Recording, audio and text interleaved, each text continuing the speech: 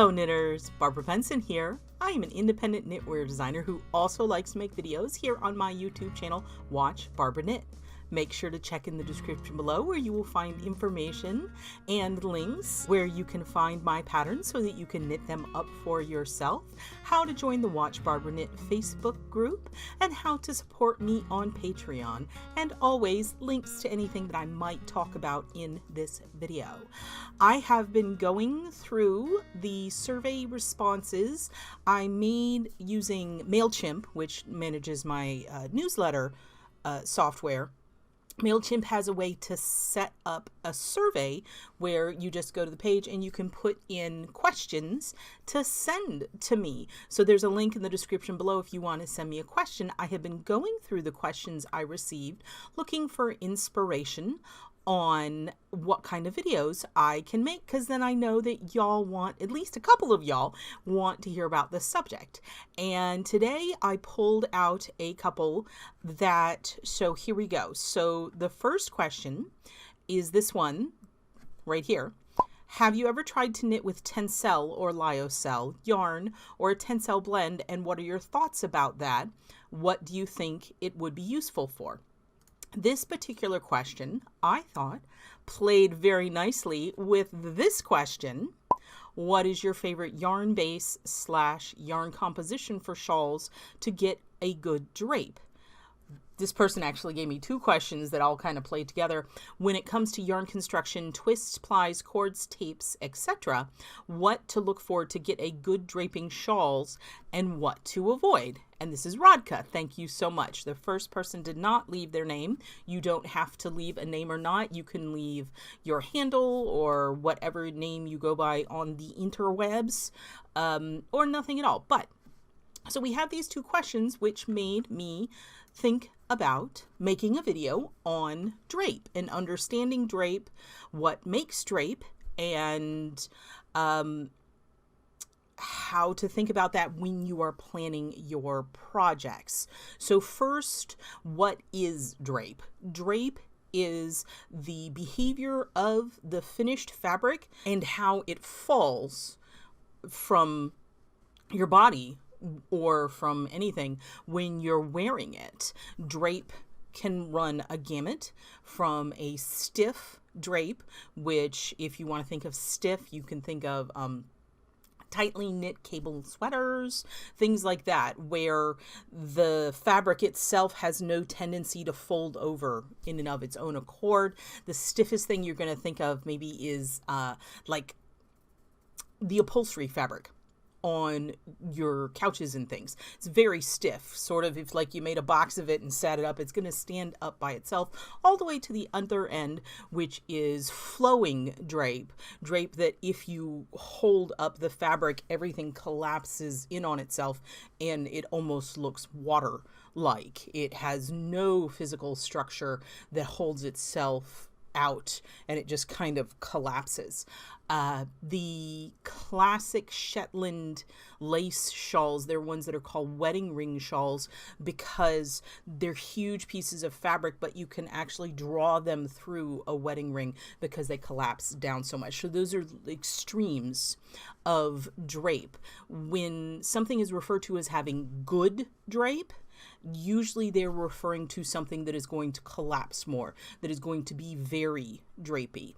There's nothing wrong with stiff drape if that's what you're going for, so saying good or bad is kind of misleading.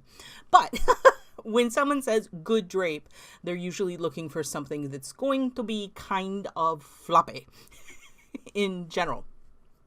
And as the questions I had, one of the reasons I put the lyocell / Tencel is it is something that's very drapey, but we'll get to that. As the second question implied, how much your fabric is going to drape is dependent on several different things. It is heavily dependent upon what kind of fibers your yarn is made up of. That sounded funny. Made up I can't think of another way to phrase that. It feels grammatically wrong. My apologies. And yarn structure, what the shape and the ply and the tightness of the yarn will affect your drape. And also what the type of fabric it's knitted into and how tightly that fabric is knitted is going to affect your drape. And I'm going to work backwards because the last thing I mentioned is the easiest to sort of explain. So the more tightly knitted your gauge is, the less drape you're typically going to have. Like a sock knitted at a very dense gauge is not going to have the most drape. That said, a sock knitted at a very tight gauge, which is made with very fine yarn, is going to have more drape than an item made out of like bulky yarn knitted at a very tight gauge. Bulky yarn knitted at a very tight gauge is going to give you like a floor cushion that can almost stand up by itself. It's going to be tight. It's going to be almost rigid, so no drape. And that's what you want in a floor cushion or a seat cushion or a cushion on your couch. So you would want that kind of drape. So densely knitted, the heavier yarns tend to have a little less drape. But if you take a bulky yarn and knit it at a very, very loose gauge, it will still drape. So how dense the fabric you're knitting, what size needle you're using with what size yarn, has a significant effect on drape, which is why when you're getting into shawls, most shawls are knitted on a needle size that's 1, 2, 3, even 4 sizes larger than what that yarn would typically call for, because you're looking for a very loose drape. So you can almost take a yarn that the yarn itself doesn't inherently have good drape, and if you knit it loosely enough, it's going to give it the ability to at least drape to the best of its ability. If you knit it densely, it's going to be tight.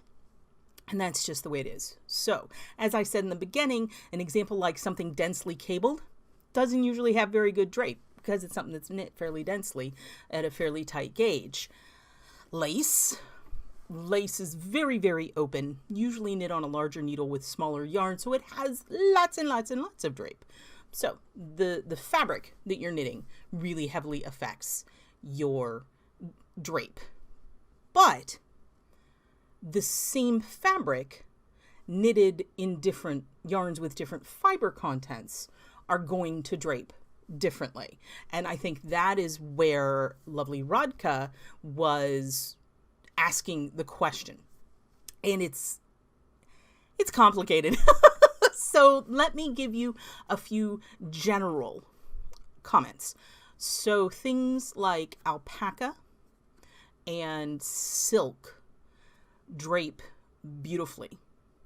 And then in that same category, artificial or commercially, what's the word I want? Man-manufactured yarns and fibers that were developed to mimic silk also drape very well. And that is where Tencel, lyocell, rayon, all the bamboo yarns, that's where all of these come in. They're all kinds of fibers that the original idea behind them is trying to find a man-manufactured material that can mimic silk. And that was a lot of M's. But silk is very expensive. And silk comes from, little tiny cocoons made by little silkworms. And so silk's expensive to make, and there's been a constant search for things that can replace the tensile properties of silk. It's where we got nylon. That's where we get all kinds of different things. So all of the manufactured fibers that fall into that faux silk category are very drapey and don't have a lot of memory, and they flow very beautifully. Now, that said, when I said faux silk, I think that implies that they're in some way inferior, and they're not.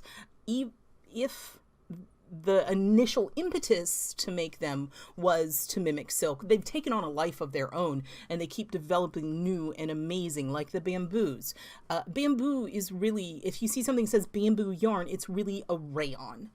It is made from a cellulosic fiber that man takes, and it's frequently birch or eucalyptus or any number of things, and bamboo being one of them, and they kind of chemically squish it down and then extrude it or do whatever it is. They do a magic, I could be magic elves, I don't know, and turn it into fibers. So those all fall into the same category. Now, the reason why they drape well, and to understand the reason why they drape well, is to understand, I need to start with wool. So wool is, as you know, an animal fiber. It's hair, and each little individual strand of wool, each little hair of wool is covered by little tiny, almost microscopic scales. And those scales, if you think about, like, if you pet a snake, if you run your hand one way, it's smooth, but if you run your hand against those scales, or a shark or a fish, those scales are going to catch. And so in wool, when those hairs rub against each other, they catch. And that makes it so they don't move quite as much. I've talked about this with superwash, and so they stay in place and they have good memory. That very attribute makes them less drapey because they hold and they don't tend to floop, a technical term, as much. So that is why superwash is more drapey than regular wool, 100% wool, because of those little scales. Superwash has had those little scales removed. I'll put a link to my superwash video just in case you want more on that. It had those scales removed to prevent felting. Alpaca, still an animal fiber, has fewer of these scales. They're smoother, they don't rub, they don't tend to felt, but that makes alpaca drapey-er. And then you get into silks, and silk-like fibers, they are smooth and they don't have those catching bits on it, so they drape beautifully. So if you're looking for something that's going to drape well, you're looking for something in the alpaca, and also in your other soft animals, like yak drapes nicely, the camelids, all the camelids drape nicely, yak, bison, things like that. Non-sheepy, but animal fibers tend to have varying degrees of drapiness, with alpaca being one of the drapiest. And so you want to look for that. That being said, you frequently want something that's a blend, because if it's all floop and no structure, it collapses on itself, and it might not hold itself out in a way that you like. So and this goes back to the question, what are my favorite yarns for shawls? I like blends. I like yarns that are blends of wool and a drapey fiber. Wool and silk is my personal favorite, because the silk brings beautiful drape and strength and a shine that I just adore. So that is my favorite. But wool and alpaca, and you can go 100% alpaca and you can go 100% silk, just know that they're very much going to collapse. And especially some of the heavier yarns, the weight of the yarn itself will cause the whole thing to elongate. So that is going to get into it. I have an example I wanted to show you. If you are wondering if a yarn that you are considering in a yarn store is going to be drapey, well, one way you can tell is to look at it in the skein. And this is assuming it's in a skein. If it's in a ball, I can't help you. So this is 100% woolen spun wool. Okay, you see how it sits here? I have this skein in my hand. I'm just holding it. It's kind of, I can bloop, bloop, bloop, bloop, bloop. It's not real tight. It's nice. This is a wool alpaca blend. So, as you can see, this one is got a little more on the floopy side. This yarn is definitely going to drape better than this yarn, as you can see. I mean, they're both skeins, but this one is a little on the floopy side, and that's because of the alpaca. It also has a different structure. This is a worsted spun, this is a woolen spun. Because the worsted spun has aligned all the fibers and everything's going the same way, it tends to floop over more. As a woolen spun, this is more woolly, and all of the fibers are going every which way, and it holds itself up better because all those fibers are creating structure. So that is my visual. And then I say, alpaca, no alpaca. Hopefully that is helpful. And then that tails into the very final part of Radka's question as far as yarn construction. And yarn construction does have an effect on it, but it is not as easy to predict as fiber content is. And your best way is to swatch it, because going back to the first thing I mentioned, the fabric you are creating will have a substantial amount of effect. So I could tell you a tightly twisted yarn might not drape as well, but if it's a tightly twisted yarn knit very loosely, it can drape nicely. So the only way to really know is to swatch. You got to make a nice big swatch and block it, and then hold it up and see what it's going to do. Hold it up by the corner. If you hold it up by a corner and it still has a vaguely diamond shape, it's not, some you're going to hold up by the corner is just going to floop, and you'll know that that is a super, super drapey yarn. She specifically asked about tapes and things. I've never knit really with tapes, so I'm afraid I can't answer that at all. I would think, because of the structure of tapes, that they're not necessarily going to be the drapiest things. But then again, I've seen some beautiful, very open, like shells, garment shells, made out of tape type silk or cotton yarns that they are knit at such a large gauge that they still drape okay. But things like raffia or the paper yarns, things like that, they're not, I don't think they're ever going to drape particularly well, regardless of how loosely you knit them. They do knit, like raffia knits very, very tightly. Linen is one of those that when you first knit it, it's not going to drape well, but as you wash it more, it's going to soften and drape. Flax falls into that same category. So these are non-cellulosic manufactured fibers, but that are plant-based. They can be drapey and they can droop, but after washing, because they need that abuse. So I know I didn't get deeply into Tencel and everything. Just want you to let you know that it does drape, and what I love using Tencel for is it works beautifully in shawls. One of the wonderful things about Tencel and these rayon fibers is that they have very, very low insulative properties. They're not going to keep you warm. So they're really great for making garments that are going to breathe very well, for making lightweight sweaters, lightweight t-shirts, things that are going to drape beautifully. You could use a Tencel to knit a very lightweight like t-shirt that you could tuck into your pants and not even notice it, because it is so light and airy and drapey. So back to the original question, what would I make out of Tencel? Close to body things. If I were going to knit like a camisole to go under things, Tencel would definitely be a consideration, but nothing particularly fitted, because Tencel doesn't have the memory needed to like cling. So like I wouldn't be knitting an undergarment necessarily out of it if that undergarment needed a lot of, shaping. I don't know how supportive it would be, if you know what I mean.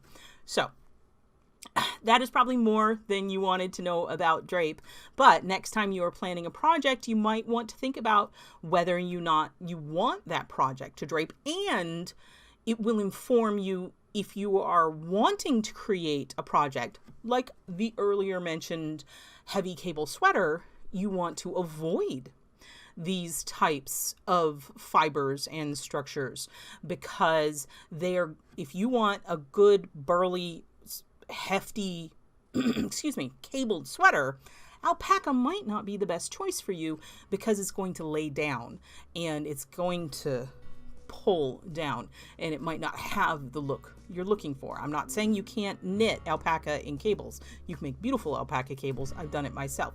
But understand that it might not be the best thing for a sweater that was designed to use 100% wool.